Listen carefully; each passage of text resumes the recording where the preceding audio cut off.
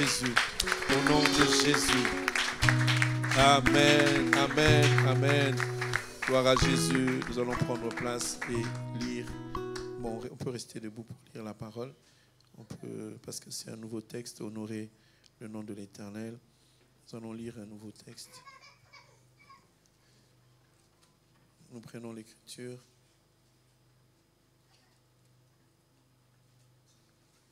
Nous sommes dans le livre de Matthieu, chapitre 8, à partir du verset 23.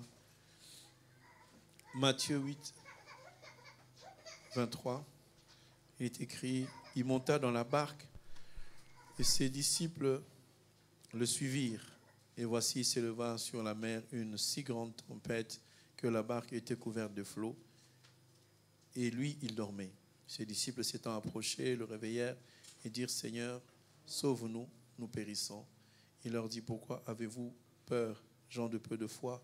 Alors il se leva, menaça le vent et la mer, et il y eut un grand calme. Amen, amen. Nous pouvons prendre place et bénir notre Dieu. Je vais lire un deuxième texte qui est semblable. Il y a une différence qui est dans Marc, chapitre 4, verset 35. Marc, chapitre 4, verset 35. C'est écrit ceci, ce même jour, sur le soir, Jésus leur dit, passons à l'autre bord.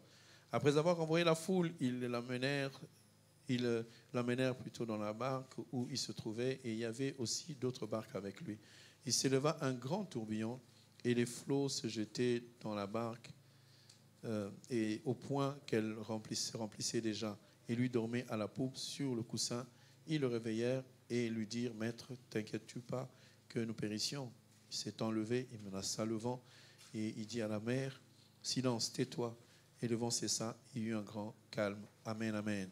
Si on peut m'amener le tableau, j'aurais vraiment besoin d'un petit moment pour expliquer les choses. J'ai lu les deux textes pour que vous puissiez voir que dans le texte de Matthieu, on parle de la tempête. Dans le texte de Marc, on dit qu'il s'éleva un tourbillon. N'est-ce pas? Vous avez vu la différence? Donc, dans Matthieu, on parle de tempête. Dans le livre de Marc, on parle de tourbillon. Je vais juste faire le comparatif pour que nous puissions comprendre un peu la différence. Alors, je pense que le bien-aimé Anissé avait introduit ce message. Je continue juste derrière pour rajouter quelques éléments qui vont nous aider. Alors, des fois on parle du vent. Je me servirai très rapidement du tableau, ne vous inquiétez pas. C'est juste pour imager ce que c'est. Alors, le vent se crée comment? Le vent se crée à partir du soleil. Le soleil chauffe le vent, chauffe l'air ambiante. Et cet air, quand l'air devient chaud, cet air va commencer à être léger. Quand il est léger, il monte. L'air qui monte, elle monte vers le ciel où il y a des nuages. Et vous devez savoir que les nuages sont frais. Et comme les nuages sont frais, ils vont refroidir ce vent chaud qui est monté. Et comme le vent est refroidi, il devient donc lourd. Comme il est lourd, il va descendre, mais il ne descend plus calmement comme il est monté. Il descend avec une force, et c'est cette force-là qui crée le vent. Alors, c'est très intéressant parce que quand on fait une étude météorologique, je vais pas faire la météo, mais vous allez voir que Dieu, quand il fait les choses, il ne le fait pas à moitié, il ne les fait pas en vain. Quand Dieu fait quelque chose, il y a toujours une signification et ça se rapporte à la parole de Dieu qui, dans 1 Corinthiens 13, nous dit « La nature elle-même ne nous enseigne pas ». Alors, comment est-ce qu'on différencie le vent, la tempête, les cyclones, les tourbillons, tout ça? Je vais juste vous montrer, comme ça vous allez garder ça en image. Donc, quand un vent est à... Bon, il y a des auteurs qui mettent 54, mais moi je mets 63 km à l'heure. Par heure, on parle donc d'un vent simple. Parce que nous avons des vents, nous avons des alizés, on a des vents, je ne vais pas faire toute la notion de tramontagne et tout le reste. On appelle vent simplement quand il y a une vitesse qui est inférieure. Je parle bien inférieure à 60 km/h. Donc vous voyez déjà que ça souffle un peu. Et quand on arrive à 119, inférieur toujours, km/h, 119, on parle de la tempête. Et quand ça souffle, vous voyez déjà à 100 km, ça commence à faire des dégâts, c'est ce qu'on appelle les tempêtes. Et au-dessus de 119, donc supérieur à 119, 119 km/h. Là, on parle de cyclone. C'est ainsi que vous allez voir aux États-Unis, il y a beaucoup de cyclones. Les vents, on leur donne des petits noms qui existent jusqu'à aujourd'hui, mais les cyclones, on leur donne un nom parce qu'ils ne sont pas fréquents. OK? Alors donc, dans le texte qu'on a lu, on a vu que la tempête, elle a soufflé. OK?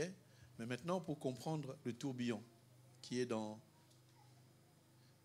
Tourbillon, à votre avis, c'est combien de kilomètres à l'heure? À votre avis? 445 km/h. Alors, si on lit les deux textes, on se rend compte que le premier texte nous parle de la tempête à 119 et le deuxième texte nous parle de tourbillon à 445 km.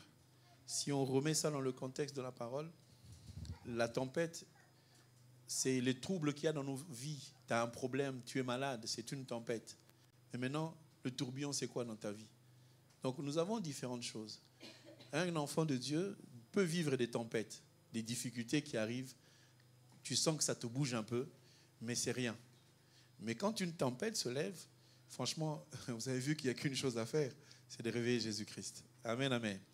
Il y a des gens qui ne subissent pas les cyclones, qui quittent la tempête, arrivent au tourbillon. Si Dieu fait cette différence, nous devons aller la comparer de manière physique, de savoir la différence entre la tempête et le tourbillon. Donc, dans Matthieu chapitre 8, on parle de tempête. C'est déjà assez fort, 119. Mais quand on parle de tourbillon, on est à 400 km. Et les tourbillons, quand ils passent, on ne voit plus de maison. C'est terminé. La place où il y avait une maison, il n'y a plus rien. C'est fini, ça disparaît. Même les forêts disparaissent. Les choses disparaissent parce que quand le tourbillon arrive, il est tellement fort qu'il peut arracher les arbres et les déplacer de 10 km, même des fois de 50 km.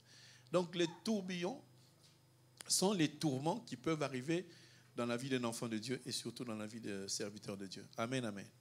Je vous faisais cette différence pour que vous puissiez voir juste que quand on dit dans la Bible, il y a un vent qui souffle, que vous ne puissiez pas vous dire, ouais, c'est juste un vent. Oui, c'est juste une tempête. Mais la force de la tempête peut pousser quelqu'un à abandonner Christ. La force du tourbillon peut dire à quelqu'un, Dieu n'existe pas. Parce que le tourbillon, c'est vraiment extrême. Dans ce cadre où tu te lèves le matin, ton fils est malade, ta femme s'en va, tes biens tombent en ruine, on te vire du travail, le fils que tu cherches, tu te demandes qu'est-ce qui t'arrive. Ça, c'est un tourbillon. Il y a un moment où tu te mets à genoux pour prier, il n'y a rien qui sort de ta bouche, tu ne fais que penser à tout ce qui se passe. Est-ce que quelqu'un comprend? Donc, quelque part, je peux aussi dire que le degré de sensation des vents dépend du degré de ta foi en Christ. Parce qu'il y a des choses qui peuvent arriver dans ta vie. Pour toi, c'est un tourbillon. Par exemple, tu t'es blessé, le petit doigt. Tu peux crier comme si c'était un tourbillon, alors que c'est juste un petit vent. Mais pour d'autres personnes, quand il y a des choses les plus difficiles qui leur arrivent, ils tiennent quand même le coup parce que nous savons que Jésus-Christ est dans notre vie. Amen. Alors tout ça, c'est différent. C'est pour nous montrer que dans la vie, il y a différentes étapes de souffrance. C'est lui qui subit les tourbillons. C'est celui qu'on dit qu'il est passé par le baptême de feu. Parce que quand tu passes par les tourbillons et que tu gardes la foi, c'est que tu es vraiment un enfant de Dieu. Et ce que Dieu nous enseigne au travers de ces deux textes, c'est que quoi qu'il arrive, quoi que l'on dise, même si tu sais que le tourbillon peut arracher une maison, faire tomber un immeuble, puisque Jésus est Dieu, Dieu peut calmer le tourbillon et empêcher que cela ne t'emporte. Tu dois savoir que Dieu est au-delà de toute chose. Regardez, juste cette ligne-là, en mathématiques, ça s'appelle moins l'infini et plus l'infini. On ne sait pas d'où ça vient, on ne sait pas où ça va. Mais quand Dieu dit que la lumière soit, c'est à cet endroit-là. Et quand Dieu dit que la fin de temps arrive et que le monde va s'arrêter, c'est juste ça.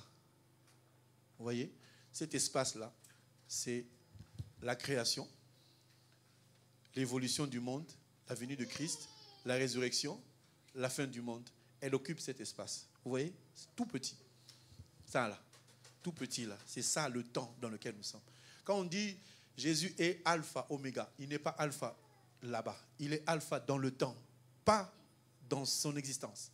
Donc, si on dit que Jésus connaît toutes choses, il est dans l'éternité, donc il est de là à là, c'est toujours Dieu. Alors, ce qui doit se faire entre les deux, il sait. C'est que lui, il est déjà arrivé. Il a déjà dépassé ce que vous êtes en train de dire aujourd'hui. Qu'est-ce qui va m'arriver demain? Regardez l'espace de la vie que nous avons. Elle est tellement petite que des fois, ta maladie ne peut même pas entrer là-dedans. Ce n'est pas possible. Tu vas la mettre où?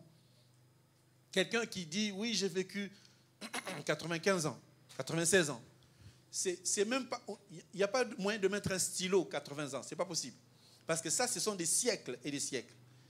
Vous voyez? Donc, on compte en siècles cet espace entre le commencement de la terre et la fin de la terre. Mais l'Éternel est toujours là. Il va toujours au-delà. C'est qu'il veut, il nous a ouvert le temps pour que nous puissions le connaître et de monter, d'aller avec lui dans l'éternité et vivre éternellement. Si tu comprends ça, ta prière ne sera plus « Seigneur, je n'ai pas de mariage. Seigneur, je n'ai pas d'argent. » Ta prière, c'est que « Seigneur, viens dans ta gloire. Amène-moi beaucoup plus loin. » C'est comme ça que Dieu veut que nous puissions réagir. Et nous allons voir différentes étapes des tourbillons et des tempêtes. Il y a des tempêtes qui viennent parce que nous appartenons à Christ, mais il y a des tempêtes qui viennent aussi parce que nous n'écoutons pas Christ. Est-ce que tout le monde comprend? S'il y a des tempêtes dans ta vie, vérifie si Jésus n'est pas en train de dormir et vérifie si peut-être il n'est pas dans ta barque. Le gros problème, c'est que les gens disent « Oui, pourquoi ça m'arrive ?» Avant de dire aux autres si ça t'arrive, vérifie bien. Est-ce que Jésus est toujours dans la barque ou pas du tout? Amen, amen. J'ai pris juste le tableau pour que tu puisses figer, garder ça dans ta tête, que, en tout cas, quand on parle de tourbillon, ce n'est pas ce que je crois. Je vais relire le verset dans Marc chapitre 4, verset 35. Ce même jour, le soir, Jésus leur dit, passons à l'autre bord. Après l'avoir renvoyé la foule, ils l'amenèrent dans la barque où il se trouvait, et il y avait aussi d'autres barques avec lui. Il s'éleva un grand tourbillon. Tu regardes le tourbillon. Un grand tourbillon qui, par rapport aux hommes, ne peut pas s'arrêter, mais par rapport à Dieu, c'est faisable. Alors, et les flots se jetaient dans la barque au point qu'elle se remplissait déjà. Donc, comprenez que les vents, les tempêtes, les cyclones, les tourbillons, on peut les classifier comme étant les autorités, les dominations, les principautés, les esprits méchants. Mis à l'envers, on verra que ça, ce sont des autorités, des principautés, des autorités, des divinités, des principautés et des esprits méchants. Parce que le vent, il souffle de temps en temps. Et on a dit que les esprits méchants, c'est des petits sorciers qui viennent t'embêter. Comprenez bien, aimés, que lorsque nous lisons ce texte, la pensée, je reviens dans Matthieu chapitre 8, vous allez voir ceci, que l'eau remplissait déjà, je prends la base, l'eau remplissait déjà la barque. Alors, Matthieu 8, verset 23, il monta dans la barque avec ses disciples et les suivirent. Et voici s'éleva sur la mer une grande tempête, que la barque était couverte par le flot, et lui y dormait. La tempête, lorsque le vent arrive, et il devient comme la tempête, il s'exerce une pression sur la mer qui pousse la mer d'être agitée. C'est les tempêtes, c'est les vents qui bougent la mer. Quand il n'y a pas de vent, quand il n'y a pas de tempête, la mer, elle est calme. Qu'est-ce que j'aimerais dire par là? Vous voyez que les tempêtes sont considérées comme étant des esprits. Prenons-les aujourd'hui comme des esprits méchants, parce qu'on sait aussi que Dieu est un vent. Avant que les esprits prennent la dimension du vent, Dieu d'abord est un vent lui-même, est une tempête lui-même, est un cyclone lui-même. Mais lorsqu'on parle de cyclone ou de tempête qui s'abattent sur la mer pendant que Jésus est dans la barque, ça signifie que cette tempête-là, ce sont des esprits qui viennent s'abattre sur nous, qui viennent se déchaîner sur nous. Pourquoi la tempête vient dans la vie d'un enfant de Dieu? C'est à cause de celui qui est dans la barque avec toi. Amen. Donc, si des fois il y a des soucis dans ta vie, c'est que Jésus se trouve dans ta barque et les tempêtes, c'est les esprits qui te poursuivent parce que tu as Christ dans ta vie. Est-ce que tout le monde peut comprendre ça? Alors, vous verrez que quand la tempête est en train de se manifester, la tempête est invisible. Le vent est invisible. Mais ce que les apôtres ont vu, c'est de l'eau qui rentre dans la barque. L'eau est physique, la tempête est en esprit. Vous comprenez? Donc quand le diable va t'attaquer, ce que tu vas voir, ce n'est pas le vent, tu vas voir de l'eau. L'eau là, c'est un frère. L'eau, c'est une sœur. L'eau, c'est une circonstance que tu vas voir physiquement. La sœur, elle a dit du mal. Elle t'a critiqué. Ça, c'est l'eau qui rentre dans ta barque. Au lieu de chasser l'eau, au lieu d'écumer l'eau, cherche d'où vient le vent. Amen, amen. Voilà pourquoi Dieu nous dit de ne pas nous venger contre un frère, contre une sœur. Parce que le frère et la sœur n'est que la victime. Est-ce que j'ai demandé d'aller faire du mal aux autres? Non. Mais faites attention, vous qui n'avez pas cette régularité d'amour avec le Seigneur, j'aime bien le mot promiscuité, je ne sais pas si ça vous parle. Promiscuité, en anglais, c'est close to. C'est tout près, mais il n'y a plus d'espace entre toi et Dieu. Être vraiment très proche de Dieu. Quand tu es très proche de Dieu, il se passe une chose, c'est que Dieu te couvre. Amen. Dieu, il est ton bouclier. Amen. Mais il te protège contre quoi? Contre les vents contraires, contre les ennemis. Donc les ennemis vont se manifester quand tu as Christ. Mais celui qui a reçu, c'est-à-dire celui qui écoute la parole, mais qui ne la met pas en pratique, est aussi en danger. Parce que le vent va souffler au fait que tu as écouté la parole. Qu'est-ce que le diable a peur? Le diable a peur qu'en ayant écouté la parole, que tu ne puisses te convertir, qu'en te convertissant, tu puisses échapper à son contrôle. Parce que le diable veut tout contrôler. Comme Dieu veut contrôler nos vies, le diable aussi, il veut contrôler nos vies. Et ainsi que, comme on peut aussi le voir, quand Jésus marchait avec ses apôtres, en tout cas, je pense qu'ils étaient arrivés au point où ils avaient confiance dans leur maître. Ils avaient cet attachement à Jésus parce qu'ils ont vu les miracles. Ils ont vu toutes ces choses que Jésus faisait. Et je comprends pourquoi les apôtres n'ont pas quitté Jésus-Christ. Ils ne se sont pas éloignés parce qu'ils ont compris que Jésus qui était en train, par exemple, de guérir un malade, il ne lui a rien demandé. Il allait vers une autre personne, il guérit, il fait des miracles. Mais lui-même, Jésus, ne s'attardait pas sur les miracles pour dire, vous avez vu ce que j'ai fait là? C'est extraordinaire, non? Il ne s'intéressait pas aux miracles qu'il faisait. Ils ont remarqué que Jésus avait un seul but, c'est de faire du bien aux autres. Jésus allait de lieu en lieu faisant du bien. C'est écrit comme ça. Donc les apôtres qui étaient avec lui, si Jésus avait un intérêt en disant je dois faire ça pour que tout le monde me connaisse, les apôtres auraient pris la même attitude. Et quand vous voyez que Pierre, Jésus n'étant plus là, on a vu Pierre et les autres, comment ils se battaient pour l'œuvre de Dieu. On comprend que l'enseignement était bon. Bien-aimés, sachez que le vent qui va arriver dans ta vie, tu ne vas peut-être pas le sentir, mais tu vas voir des hommes, tu vas voir des circonstances, tu vas voir des situations dans ta vie et tu vas te plaindre. Pourquoi je n'ai pas ceci? Pourquoi je n'ai pas ça? Pourquoi ça m'arrive? Et Dieu, moi qui te prie, pourquoi ça peut m'arriver? Nous comprenons aujourd'hui qu'il faudrait que des choses nous arrivent parce que nous avons Christ en nous. Le diable viendra tenter pour que Jésus s'élève et calme ta tempête. Donc si quelque part quelque chose de mal t'arrive, ne commence pas par regarder les sorciers. Commence par d'abord regarder, est-ce que je suis avec Christ? Est-ce que je marche dans les voies du Seigneur? Est-ce que tout le monde comprend? Alors, aujourd'hui, le sous-titre serait le sacrifice, les offrandes, les sacrifices.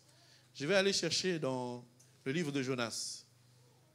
On ne va pas tout lire parce que c'est un message qui va, j'espère, être long ou pas du tout.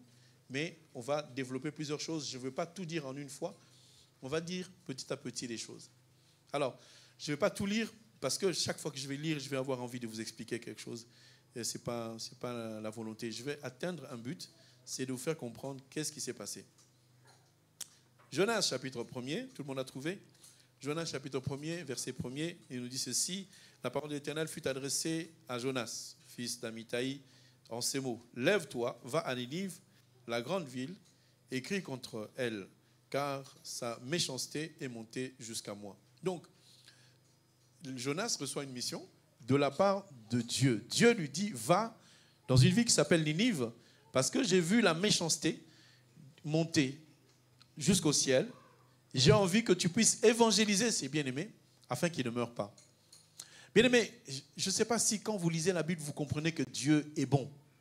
Parce que quand Dieu voit le péché à Ninive, il aurait pu simplement dire, allez, je détruis Ninive. Je détruis cette ville parce que je vois qu'il y a trop de mal. Quand Dieu te regarde avec tout le mal que tu fais, Dieu ne peut-il pas te détruire? Oui, mais pourquoi il ne le fait pas? Parce que c'est un père. Un père ne tue pas son fils. Un père ne tue pas sa fille. Mais sur terre, si toi tu es père et que tu supportes quelqu'un qui fait du mal chaque fois, est-ce que tu sauras supporter jusqu'au bout? C'est très difficile.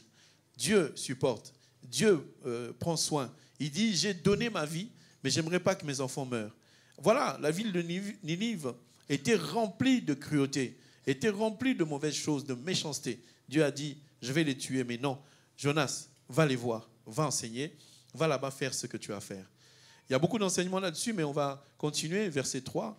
Et Jonas se leva pour s'enfuir à Tarsis, et loin de la face de l'Éternel. Il descendit à Jaffo et trouva un navire qui allait à Tarsis et paya le prix, car, comme vous l'avez... Non, il paya le prix du transport plutôt, et s'embarqua pour aller avec les passagers à Tarsis, loin de la face de l'Éternel. Donc Dieu l'envoie à Ninive, lui il va à Tarsis. C'est vrai, au niveau scripturaire, la désobéissance de la parole de Dieu amène toujours au mal. Dieu va t'attaquer, Dieu va te frapper. C'est écrit, hein? Si tu ne fais pas ce que Dieu te dit, arrête les mèches, tu n'écoutes pas. Nous, qu'est-ce qu'on fait? On ne fait que répéter, on répète encore, on répète. Mais un jour, Dieu va te mettre dans le ventre du poisson et nous, on ne te verra plus. Non, on ne souhaite pas, on souhaite que Dieu te garde. Amen. Vous êtes belle, sans les mèches. Alors, je dis ceci. Quand cet homme à qui Dieu dit « va à tel endroit », il change, il va à l'autre côté. Le fait qu'ils disent qu'il a payé le prix. Vous savez qu'il y a des gens qui payent le prix du péché. Donc, ils payent vraiment. Je ne sais pas si dans la boîte de nuit, on paye pour entrer, mais je crois que ces gens-là payent quand même pour entrer, non? La boîte de nuit, c'est payant, non? Bon, voilà. Ils payent le prix. C'est le prix du péché. Imagine quelqu'un qui donne l'argent pour entrer en boîte de nuit et se faire du mal. En sortant de là, il dit que nous, on vit. Tu vis de quoi? Tu es mort. Donc, beaucoup de gens pensent que quand je paye, c'est que j'ai payé le prix. Mais tu peux payer aussi le prix de l'envoûtement. Tu peux payer payer le prix de... Ces femmes, ces hommes irresponsables qui ont de l'argent, ils laissent une femme à la maison, il va au concert pour donner 100 € à une femme qui se trémousse sur la scène. Ça, ce n'est pas le prix. Non, mais dans la tête, ça doit fonctionner. Parce que 100 €, ça fait quand même le budget d'une semaine de course, non? Une semaine ou un mois? Une semaine seulement. 2 jours. Vous mangez quoi? Du foie gras. Et 100 €, 2 jours. Vous mangez quoi? Le fumbois? Ah bon? Moi, j'ai cru qu'avec 100 €, on mangeait un mois. Un mois. Vous mangez des yaourts en or ou je ne sais pas. Bon. C'est l'inflation. Les prix ont augmenté, vous avez raison. Non mais, vraiment, papa, toi, un vieux papa, je ne parle pas à vous, vous êtes sympa. Ceux qui écouteront ce message, tu es un grand papa, même un jeune garçon, sans femme, sans rien, sans enfant. Tu prends vraiment 100 €, tu vas donner à une fille qui danse nue devant tout le monde. Tu lui donnes pour avoir quoi? Elle va te donner quoi? Elle va faire quoi de plus dans ta vie? Et quand on te dit donner la dîme, ah, vous êtes des voleurs. Mais qui a volé l'autre? La fille nue ou bien nous qui prêchons la bonne parole? Vous savez, dans le monde des ténèbres, celui qui est dans le péché, il n'a pas de logique. Sa logique, elle est inversée. Il est juste en train de dépenser quelque chose qui lui fait perdre de l'argent, alors que cet argent, il aurait pu mettre ça entre les mains du Seigneur et que Dieu le fasse prospérer. À l'époque où il y avait les théâtres de chez vous, les gens qui venaient au milieu de nous, ils achetaient beaucoup de théâtres de chez vous pour regarder des bêtises, pour acclamer les gens qui faisaient n'importe quoi. Mais Dieu dit, sers-le avec tes biens, sers-le avec ta famille, que tout ce qui est chez toi puisse servir l'Éternel.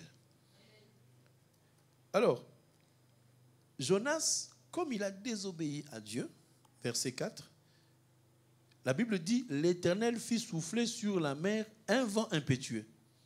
Donc, il s'est passé des choses où personne n'était au courant. Il n'y avait que Jonas qui savait que Dieu m'a envoyé d'aller à Ninive, mais moi j'ai payé mon transport pour aller à Tarsis. Là, je fuis Dieu. Certains pensent qu'ils vont fuir Dieu. Non, Seigneur, moi je ne veux pas aller là-bas, je vais aller de l'autre côté. Comme ça, Dieu ne va pas te voir. Il est parti. Mais arrivé dans le bateau où il est entré, le bateau a commencé à tanguer parce que la Bible dit que c'est Dieu qui a envoyé le vent sur la mer.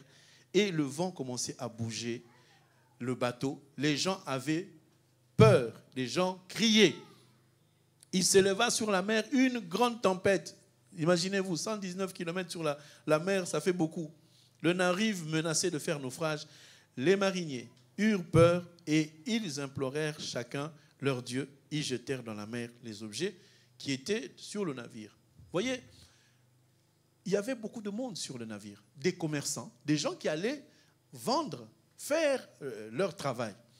Mais toi, tu es en train de fuir Dieu, tu entres dans le même navire que les gens qui sont de bonne foi, ou peut-être pas, mais qui vont faire leur commerce. Voilà comment une personne peut transformer un lieu de paix qui devient un lieu de tourment à cause d'une seule personne. Amen, amen. Frères, vous qui êtes des frères mariés, tu sais qu'un frère peut amener le trouble dans sa famille sans même dire à sa femme. Tu rencontres une copine dehors, quelqu'un qui te dit que tu es beau, ce qui n'est pas vrai. Mais elle te le dit. Tu l'écoutes et tu commences à croire en cette fille-là. Tu commences même à l'appeler, à lui envoyer des textos et des messages. Tu rentres chez toi, ta femme n'est pas au courant. Tu sais que tu es allé chercher des problèmes. Amen, amen. On n'a pas vu la fille, mais toi, tu es revenu chez toi, tu commences à parler à ta femme, chérie, chérie. Mais tu te souviens que cette femme-là t'a dit que tu es beau. On entre dans les tourments. On introduit dans sa maison quelque chose qui est mauvais. C'est pareil pour les femmes. Quelqu'un te dit que tu es jolie dans la rue, tu rentres avec en disant oui, c'est vrai. C'est faux.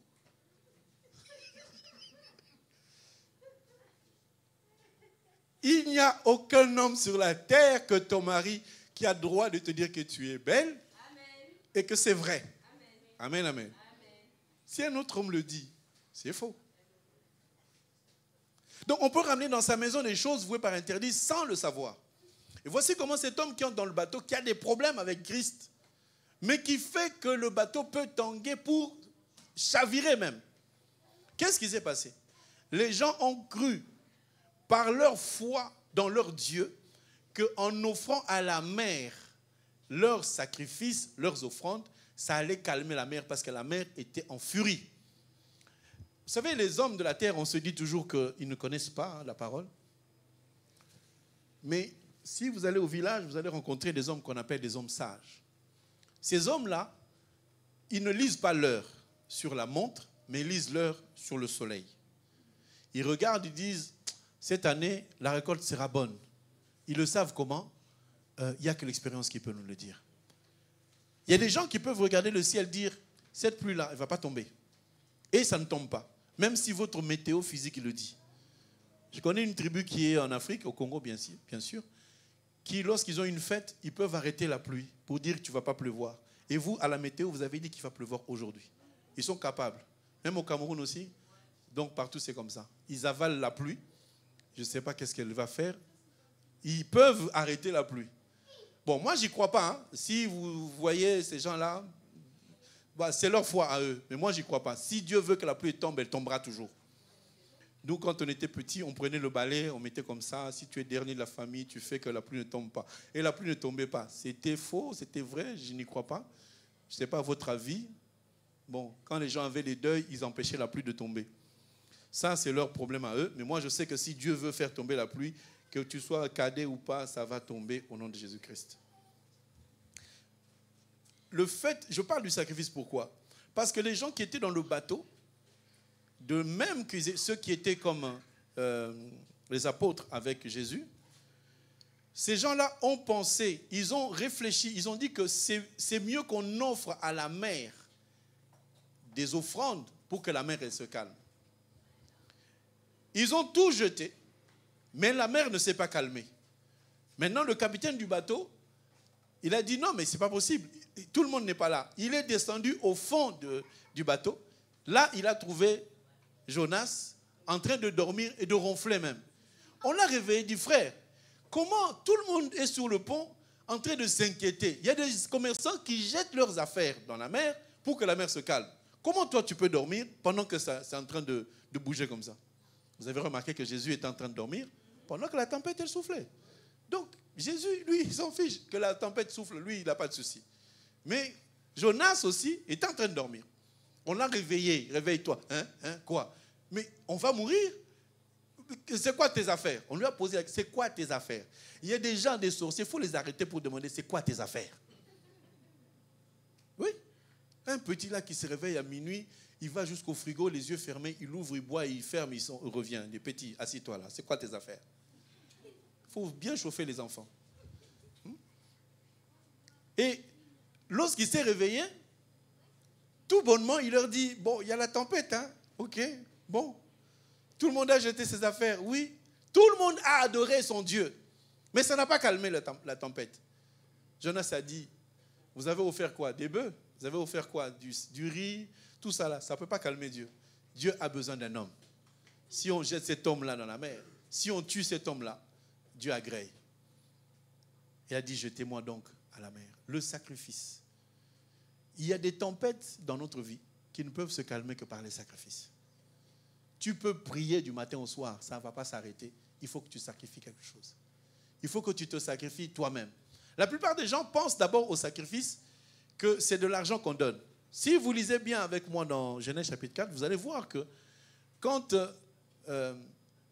Abel a offert et quand Caïn a offert, Dieu n'a pas regardé c'est quoi l'offrande, parce que nous, on va discuter, on va analyser, faire l'exégèse du fait que oui, Abel a offert un agneau parce qu'il y a du sang, Dieu aime le sang, voilà pourquoi Dieu a agréé l'offrande d'Abel, il n'a pas agréé les plantes, il n'a pas agréé les légumes parce que Dieu n'aime pas les légumes. Non, c'est faux. Si on regarde bien dans l'ordre des choses, les plantes sont arrivées avant. Parce que le troisième jour, Dieu a fait la terre, et il a fait pousser l'herbe. Le quatrième jour, il a fait le soleil. Et le cinquième jour, il a fait les animaux. Donc, qui est supérieur à l'autre? C'est les plantes qui sont supérieures aux animaux. Et Dieu ne nous a pas donné les animaux à manger, il nous a donné de l'herbe. Amen, amen.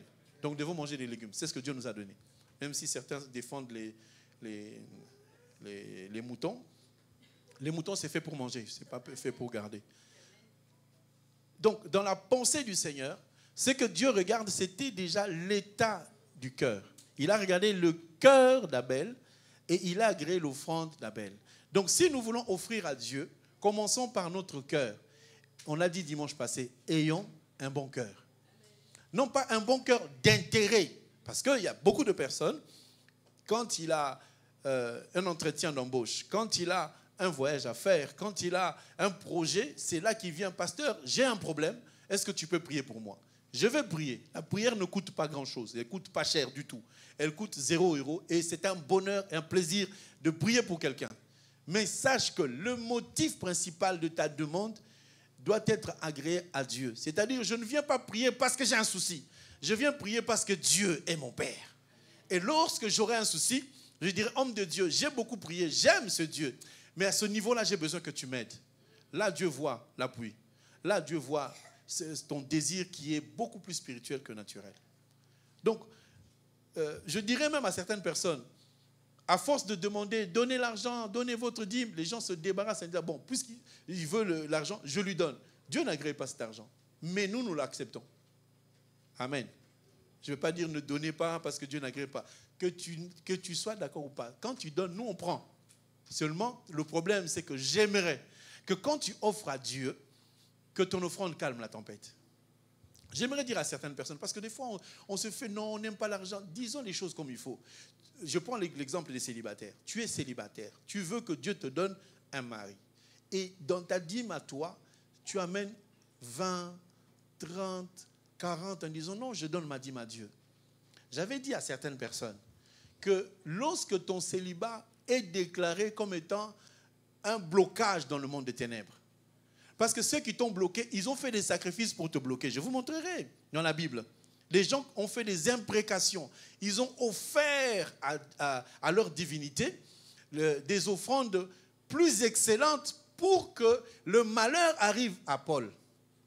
Tu dois savoir que quand le monde des ténèbres est en train de vivre, puisque tu as une étoile qui brille, puisque tu es supérieur à eux, il faut qu'ils offrent beaucoup de choses et beaucoup de personnes avant de t'atteindre.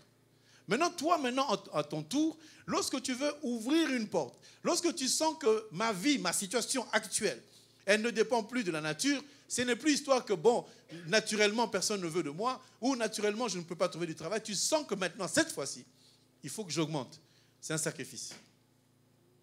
Quelquefois, les tempêtes qui peuvent arriver dans notre vie, ça demande que tu offres un sacrifice. Même quelqu'un, je dirais même, il y a des païens qui se rendent compte que, moi je ne vais pas à l'église, je ne prie pas, mais il y a trop de choses de mauvais dans ma vie. Non, je vais aller offrir à Dieu. Dieu écoute cette offrande-là. Amen, amen. Quand on s'adresse aux personnes, oui, quand le jour fut venu, les Juifs formèrent un complot et firent des imprécations contre eux-mêmes en disant qu'ils s'abstiendraient de manger et de boire jusqu'à ce qu'ils aient tué Paul. Il y a des gens qui font ça. Et même des gens qui offrent des choses contre vous. Quand on fait des hôtels de sacrifice, des hôtels de famille pour bloquer les gens, on ne fait pas gratuitement. On offre quelque chose ou quelqu'un. Il y a quelqu'un qui meurt parce que la loi qui est déclarée, la malédiction est déclarée sous foi du sang qui a coulé. Quand ils font couler du sang, la loi, elle commence. On dit, dans cette famille, personne ne va se marier. Ce n'est pas dit simplement comme ça. Ils offrent un sacrifice en disant, ce coq-là, on offre. Le coq, c'est un homme qui mourra plus tard, mais on offre un sacrifice et toi, tu es bloqué comme ça dans ta vie. Et tu te dis, bon, ils exagèrent avec leur dîme. Dieu ne te demande pas la dîme. Il y a la dîme, il y a les offrandes, mais il y a un sacrifice en disant, Seigneur, ça là, je réserve pour toi parce que le temps est arrivé. Il y a le vent qui est là, il y a la tempête qui est là. Regardez. Quand la tempête n'existait pas, quand le bateau fonctionnait normalement, il n'y avait aucun sacrifice. Mais quand la tempête est venue, les gens se sont aperçus que la tempête qui est en train de souffler, il faut absolument un sacrifice. Je dois prier, oui. On dit le sacrifice de nos lèvres, c'est une prière, d'accord. Mais la prière elle-même ne suffit pas. Il faudrait rajouter un sacrifice pour avoir aussi la délivrance et la libération. Est-ce que tout le monde comprend ? Ne vivez pas gratuitement. Oui, c'est marqué, vous avez reçu gratuitement et donné gratuitement. Ce verset-là ne concerne pas les âmes. Il concerne qui ? Les pasteurs, les serviteurs de Dieu, parce que nous avons reçu gratuitement. Je ne peux pas te dire, pour ton voyage, donne 100 €, pour ta maladie, donne 200 €. On n'a pas ce droit-là. On prie gratuitement, on se déplace gratuitement, on bénit gratuitement. Après, si tu te souviens, tu donnes. On mettra dans le panier et ça servira à l'œuvre de Dieu. Parce que quand Dieu vient et que l'ennemi cherche à te toucher, Dieu dira, vous voyez ce mur-là, il y a frère un tel, sœur un tel, frère un tel qui a fait, et c'est marqué. Pourquoi ? Le jour où Tabitha est décédée, qu'est-ce qui s'est passé ? On a sorti les vêtements des sacrifices de ce qu'elle faisait pour les autres. Et ce sacrifice-là n'est pas seulement pour les humains, mais c'est aussi pour les esprits qui voient. Est-ce que tout le monde comprend ? J'aimerais dire à chacun de nous que les tempêtes vont se lever dans notre vie. Il y a tempête et tempête. Et à un moment, quand tu sens que c'est un vent, tu pries seulement, c'est rien. Mais quand tu sens que c'est un tourbillon, là, ce n'est pas simplement de prier, mais aussi il faut sacrifier. Est-ce que ça va pour tout le monde ? Parce qu'on ne parle pas assez de sacrifice, on ne parle pas assez d'offrandes dans l'église, et les gens pensent que tout est gratuit. Non, ce n'est pas gratuit. Quand tu vas accoucher un enfant, c'est facile. C'est un bébé, c'est à toi. Quand tu vas l'accoucher, pourquoi ça devient difficile ? C'est un sacrifice que tu fais pour enfanter. Oui ou non ? Quand bien même on dira que la femme elle souffre parce qu'elle a la grossesse. Moi je pense que nous les hommes, on souffre plus que les femmes. Quand vous êtes enceinte, dites amen. Oui, parce que quand tu as besoin de ça, je sors à 2h du matin, je vais te chercher les macasses que tu ne mangeais pas. Quand tu as besoin de parfum, je vais encore le chercher à gauche, à droite. L'homme ne dort jamais parce que la femme veut ça. Tu lui donnes ce qu'elle voulait, elle n'en veut plus. Oui ou non ? Ah. Bon, merci frère, nous sommes deux. Quand la femme est enceinte, l'homme souffre 2 fois. Toi, tu n'as que des douleurs, mais nous, on a la douleur de te voir en douleur et de sortir, aller chercher ce qui va apaiser ta douleur. N'est-ce pas 2 souffrances ? On compatit, chaque soir, on intercède, on prie, on impose les mains. Au nom de Jésus, garde-la. Toi, tu peux le faire. L'homme souffre plus que la femme, n'est-ce pas?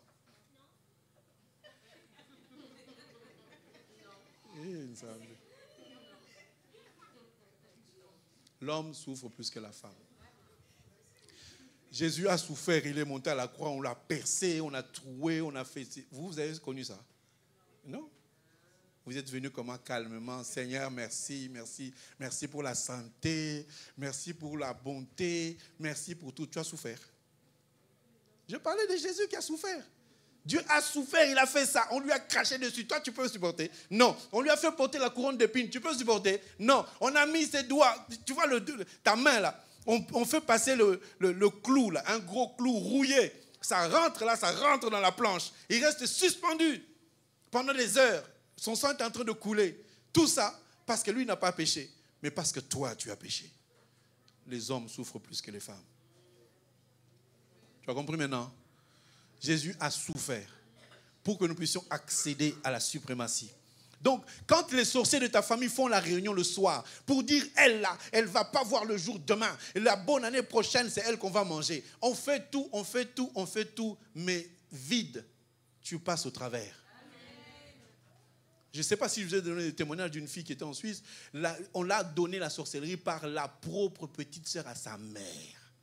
C'est-à-dire qu'on l'a fait venir du pays. Elle est venue colis postal. Elle n'a rien payé. On a supporté son billet, ses subsistances. On a tout donné. Elle vient habiter chez sa sœur. Elle reste là pendant quelques semaines. Elle prend la sorcellerie et donne à la fille de sa grande sœur qui l'a fait venir. Toi, tu peux supporter ça. Et la fille arrive dans la sorcellerie, on lui dit, ah, bienvenue chez nous. Il y a une chose que tu dois nous donner, c'est ta maman. Il dit, je ne donne pas ma mère. Si tu ne donnes pas, toi, tu meurs. Elle a refusé. Elle a refusé. Un jour, elle a dit, bon, prenez-la. Tellement il y avait la pression. Elle a vu sa mère apparaître dans la sorcellerie comme ça, sa mère. On l'a coupée en morceaux, on l'a mangée. Et le lendemain matin, elle s'est précipitée devant la chambre de sa maman. Elle a frappé. Maman, tu es là? Oui, je suis là. Qu'est-ce qui se passe? Ah, je croyais que tu étais morte. Pourquoi je suis mort? Elle n'a rien dit. Toute la journée, elle faisait tout pour aller voir sa maman, pour savoir si elle vivait encore. Et à un moment, elle a dit à la craque, elle a dit, non maman, je vais tout te dire. La nuit, on t'a mangé, j'ai vu qu'on t'a coupé en morceaux. Comment tu vis encore? Il dit, mais parce que je crois au Seigneur Jésus-Christ. Ils ont mangé de l'air, ils ont mangé du vent. Ils ne peuvent rien manger. Des fois, tu sais, il ne faut pas faire comme moi. J'ai l'audace de dire, prenez ma photo, allez-y dans le monde des ténèbres. Allez-y, va faire seulement. Moi, je l'ai fait, on jouait au basket, et puis il y avait un petit lance sorcier. Il avait fait un cercueil, il a mis mon nom dessus en disant, tu vas mourir. Je ne mourrai pas. Ils ont dit, on a fait des fétiches sur Freddy. Oui, faites-le. Il dit, petit, il y en a encore? Oui, tu peux mettre. Il a mis sur moi des fétiches. Il a dit, ça sent mauvais en plus, les fétiches. Et j'ai bien joué, j'ai marqué, on a gagné. Alors vous qui allez jouer au foot, vous allez jouer à tous les sports avec des fétiches. Il faut arrêter. Les fétiches, c'est des blagues. Si tu rentres dedans, tu vas en sortir mort. Cet enfant dit que comment c'est possible? On a découpé ma mère la nuit, tout le monde a mangé sa viande. Sa mère lui a dit, on a mangé de l'air. Donc toi, là, si on t'attrape, on met ta photo, on amène tes effets, même si on prend tes chaussettes, on amène dans le monde des ténèbres, ils ne feront rien parce que tu es protégé. Il ne faut pas avoir peur des sorciers. Même s'ils te jettent la maladie, dis à la maladie, tu vas repartir parce que mon adresse à moi, ce n'est pas une adresse de maladie. Dieu nous donne le pouvoir. Si tu refuses quelque chose, Dieu va accompagner ton refus. En disant, moi là, je refuse la maladie. Mon père était diabétique, ça c'est son problème à lui. Moi je n'ai plus son sang parce que à tous ceux qui l'ont reçu, à tous ceux qui ont son nom, la parole leur donne le pouvoir. Donc je n'ai pas le sang de mon père. D'ailleurs quand Jésus est venu, il a dit qui est ma mère, qui est mon frère. C'est celui qui fait la volonté de Dieu. Puisque Dieu est esprit, je suis esprit. Dans le monde des ténèbres, je suis un esprit, ils ne peuvent pas me voir. Un sorcier est obligé pour voir mon état spirituel d'ouvrir ses yeux mystiques pour me regarder. Or, s'il ouvre ses yeux, moi je deviens une lumière, ça explose ses yeux. Il devient aveugle. Le monde des ténèbres est un monde qui existe. On ne peut pas le renier. Mais nous aussi, on vit et on existe avec le Seigneur. Si tu marches avec Dieu, quoi qu'il arrive, même s'ils font des complots sur toi, sur tes enfants, ça ne les touchera pas. Ça peut toucher pendant un temps, mais ça ne va pas rester longtemps. Parce que le diable fait toujours des choses temporaires, mais Dieu fait toujours des choses éternelles. Si le diable te bénit aujourd'hui, tu vas perdre. Si Dieu te bénit, tu ne vas rien perdre. Amen, amen. Faisons confiance à Dieu. Ce message par rapport au vent nous pousse à croire que le Seigneur se lèvera toujours pour calmer la tempête dans notre vie. Parce qu'il est notre Père. Il est notre Seigneur. Dieu n'est pas venu pour nous détruire. Dieu n'est pas venu pour nous condamner. Il est venu pour nous sauver. Si, bien-aimé, tu peux t'asseoir 2 secondes et regarder un peu la marche de Christ, la façon dont Dieu est en train de se mettre en route pour toi. tu vas te dire que c'est véritablement le soleil de justice. Si les hommes ne te traitent pas comme il se doit, Dieu sait qui tu es, il te rendra justice au temps opportun. C'est à nous maintenant de nous accrocher à sa pensée. Et tout à l'heure, je disais que ce qui crée le vent, c'est le soleil. Or, nous savons le soleil, c'est Christ. C'est Jésus qui est le soleil. Prenons le psaume 19. Psaume 19. Psaume 19, oui, c'est ça, verset 6, c'est ça. Ah oui. Et le soleil semblable à un époux qui sort de sa chambre. Je n'étais pas sur le psaume. Voilà. Et le soleil semblable à un époux qui sort de sa chambre, s'élance dans la carrière avec la joie d'un héros. Donc, vous voyez qu'on parle de Jésus comme étant le soleil semblable à un époux qui sort de sa chambre. Mais si tu vas avec moi dans 2 Corinthiens 11, qu'est-ce qu'on dit? 2 Corinthiens 11, verset 2. 2 Corinthiens 11, verset 2. Paul disait une chose qui est très importante, que nous devons connaître.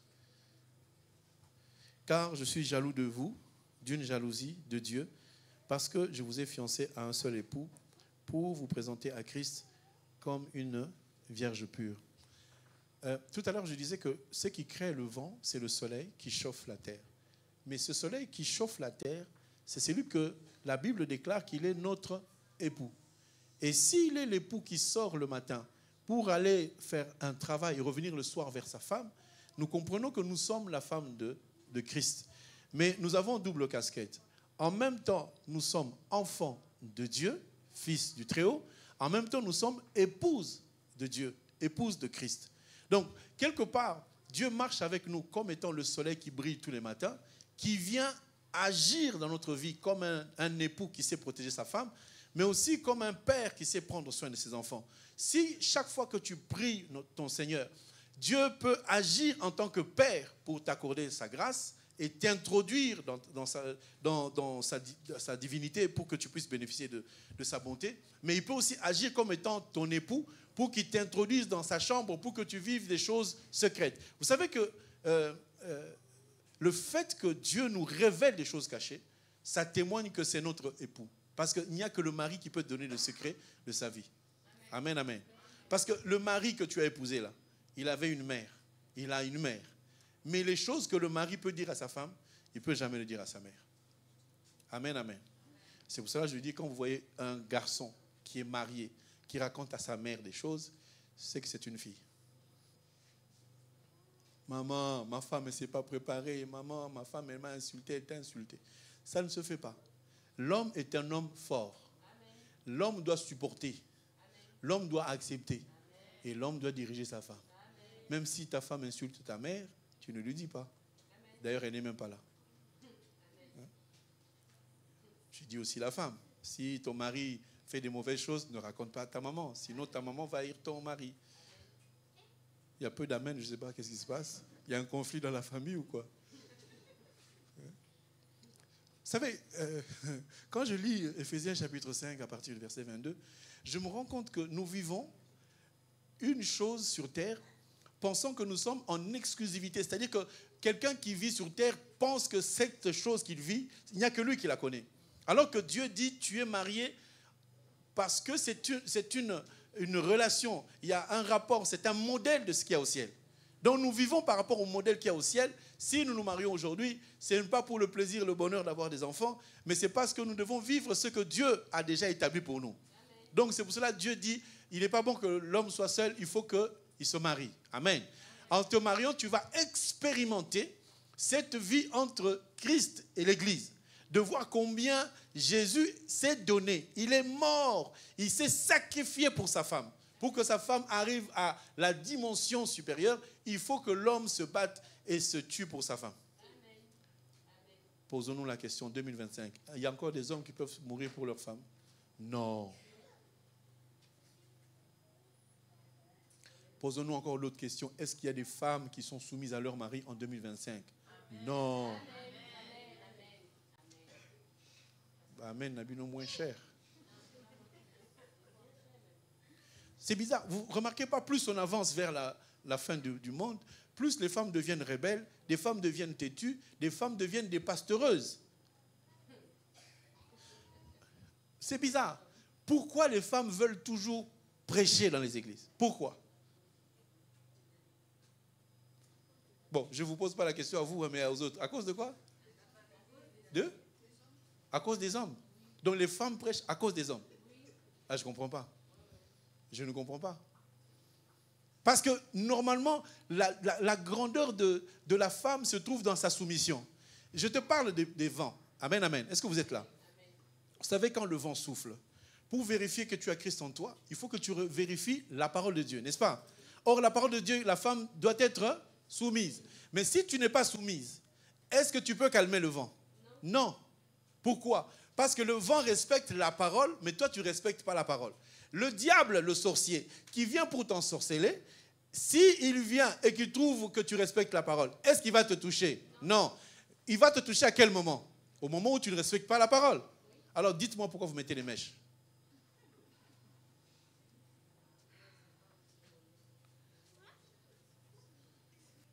Pourquoi vous dites que je retombe toujours à la même place? C'est juste un problème d'obéissance, c'est tout. Nous aussi, les hommes, Dieu nous dit d'être fidèles. Les hommes sont fidèles. Dites Amen. Frère, si tu te bats pour que ta famille puisse avancer dans la prière, dans la vie communautaire, dans les finances, tu mets l'harmonie dans ta maison, tu sais que tu fais l'œuvre de Dieu. Amen, amen. Je parle des vents. Les vents, lorsqu'ils soufflent, le vent vient arracher tout ce qui n'est pas solidement attaché, n'est-ce pas?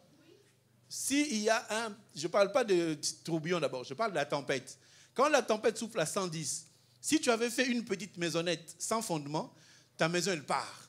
Mais si tu as un bâtiment bien assis, c'est-à-dire que tu es assis sur les fondements de la parole, quelle que soit la tempête qui va souffler, ça ne va pas tomber. C'est pour ça que je reviens toujours aux fondements qui sont le fait, par exemple, qu'une femme ne respecte pas son mari. Quand le vent va souffler à la maison, ça va partir. Il ne faudrait pas que le vent souffle. Ou alors, quand le vent souffle, que tu es sereine dans la présence du Seigneur, tu appelles le Seigneur qui se lève et qui marche dans les voies du Seigneur, qu'il agisse selon ce que tu es en train de faire. Il y a un homme qui s'appelle Jacob. Cet homme, on lui a dit, va dans tel endroit, tu vas te marier à ta cousine. Il n'a pas changé de place. Il est allé chez Laban, qui est le frère de Rebecca, sa maman. Puisque son père, sa mère ont dit, va à tel endroit, tu vas te marier, il est allé à cet endroit, il s'est marié. Il a eu Rachel et Léa.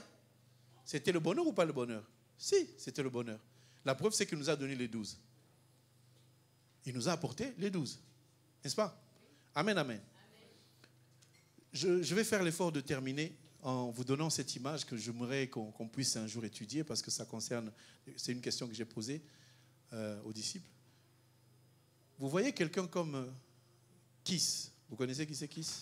Il avait son fils qui s'appelait Saoul. N'est-ce pas? Vous connaissez Kis, non? Vous ne connaissez pas Kis? Vous connaissez Saoul?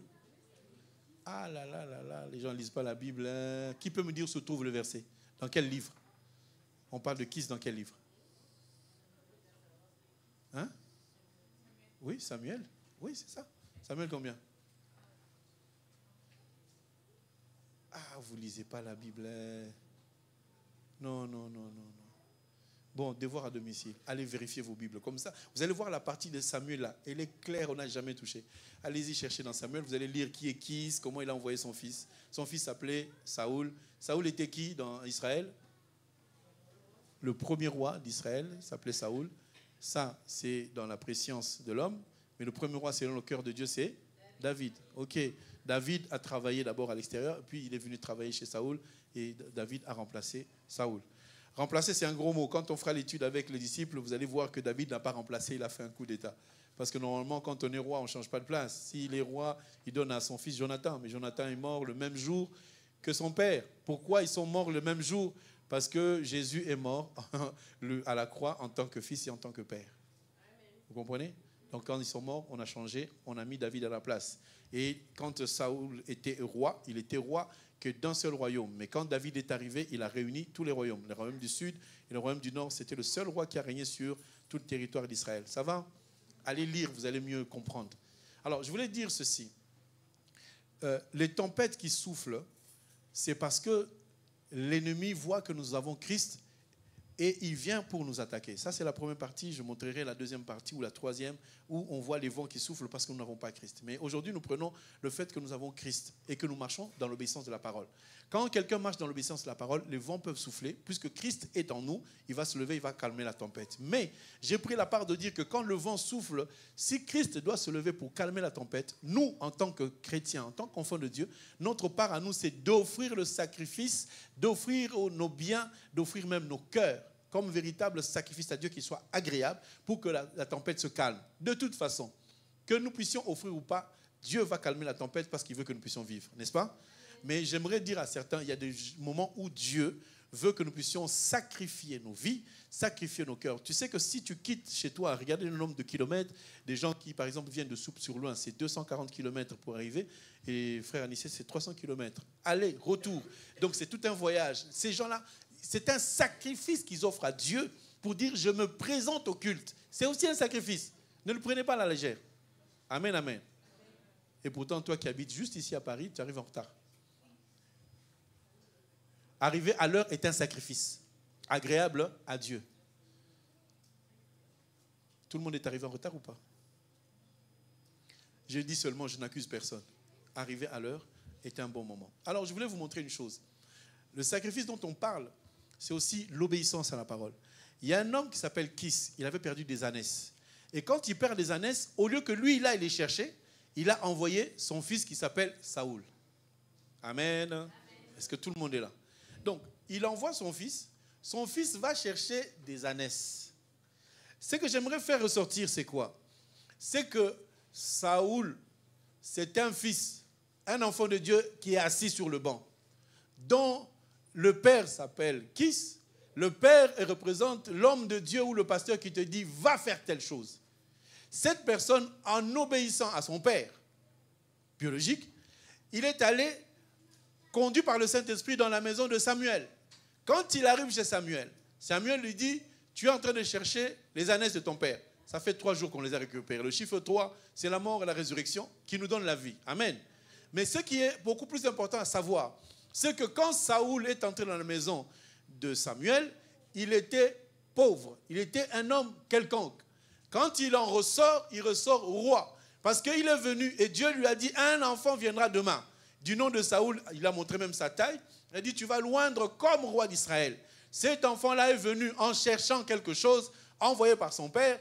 Quand il entre dans la maison du sacrificateur, du prophète, le prophète loin d'huile pour dire que tu deviens roi. J'aimerais te dire, quand tu obéis à Dieu et tu obéis à ton père qui t'envoie de faire quelque chose, tu reçois l'onction d'être roi.